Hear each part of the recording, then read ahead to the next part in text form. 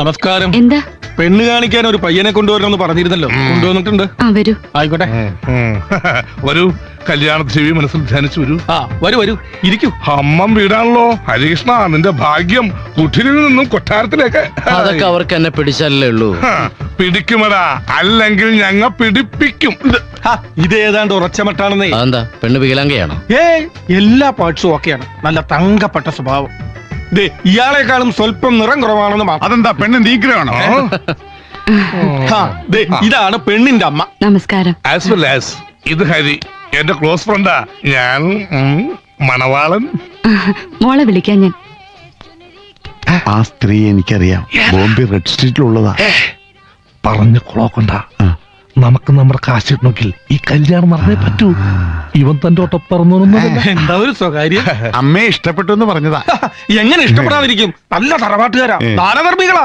അതെ അതെ, ആ മുഖത്ത് എഴുതി വെച്ചിട്ടുണ്ട്. ആർക്കും വാരിക്കോരി കൊടുക്കുന്നവളാണ്.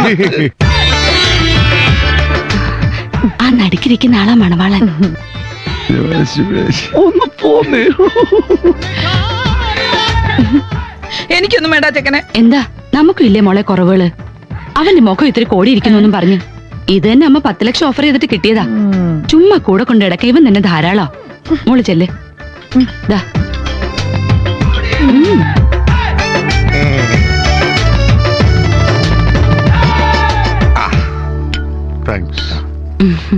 കഴിക്ക്. നമ്മള് തമ്മിൽ കഴിക്കൂ. ലിലഫി ലഡു കഴിക്കൂ. പെണ്ണിനോട് എന്തെങ്കിലും സംസാരിക്കൂ. എനിക്കൊന്നും സംസാരിക്കാനില്ല. നിനക്ക് പെണ്ണിനെ പിടിച്ചില്ലേ? എന്റെ ഇഷ്ടത്തിനല്ലല്ലോ ഇതൊക്കെ. നിങ്ങക്ക് വേണ്ടിട്ടല്ലേ കല്യാണം. ആ പെണ്ണെന്നുള്ള കുറവ്. എനിക്ക് ആ പെണ്ണ് ഇഷ്ടപ്പെട്ടു. എന്ന് നിങ്ങൾ പോയി സംസാരിക്കും. വൈഷുട്ടായി, ഞാൻ സംസാരിക്കൂടാ. എന്താ പേര്? നീലാംബരി. നല്ല പേര്. അതെ, എന്ത് ചെയ്യുന്നു? അമ്മയെ സഹായിക്കുന്നു.